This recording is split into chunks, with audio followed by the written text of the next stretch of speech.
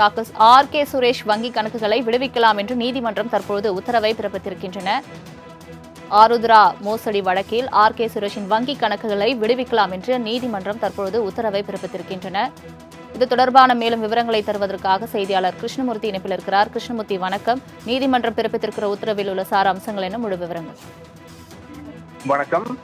Arudra gold மோசடி வழக்கு விவகாரத்தில் பாஜக நிர்வாகியும் நடிகருமான ஆர்.கே. சுரேஷுக்கு தொடர்பு இருப்பதாக புகார்கள் இருந்தது. இது தொடர்பாக ஆர்.கே. சுரேஷிடம் பொருளாதார குற்றப்பிரிவு போலீசார் விசாரணை நடத்தினார்கள். இந்த வழக்கு தொடர்பாக ஆர்.கே. சுரேஷுக்கு சொந்தமான வங்கி கணக்குகள் அனைத்துமே முடக்கப்பட்டிருந்தது. இதனை எதிர்த்து ஆர்.கே. சுரேஷ் சென்னையில் உள்ள நிதி நிறுவன மோசடி வழக்குகளை விசாரிக்கக்கூடிய சிறப்பு நீதிமன்றத்தில் மனு தாக்கல் செய்திருந்தார்.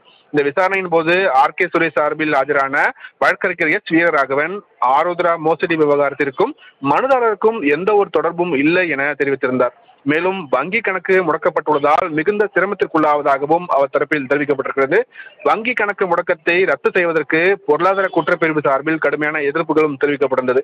இந்த வழக்கில் உத்தரவு பிறப்பித்த சிறப்பு நீதிமன்றம் 7 வங்கி கணக்குகளுக்கும் தலா 1 லட்சம் ரூபாய் என 7 லட்சம் ரூபாயை 2 வாரங்களில் டெபாசிட் செய்ய வேண்டும் என்ற நிபந்தனையுடன் ஆர்.கே. சுரேஷுக்கு சொந்தமான முடக்கப்பட்ட அனைத்து வங்கி கணக்குகளையும் விடுவிக்க உத்தரவிட்டிருக்கிறது.